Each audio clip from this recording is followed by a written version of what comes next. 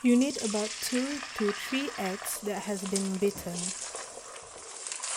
Scramble it and put it aside. Next, add in chopped onions and garlic. Add in chicken thigh fillets. I am using chicken thigh here as it is more juicy. Once that the chicken almost cooked, you can put your choice of seafood. I am using prawn and squid here. Next, add in mixed vegetables. Then some soya sauce, white pepper, salt and sugar. Then add about half cup of water. Add in your rice.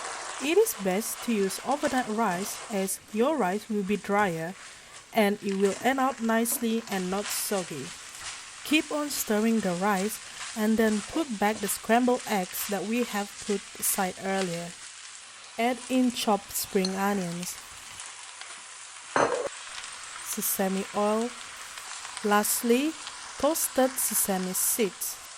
And it's done. Enjoy!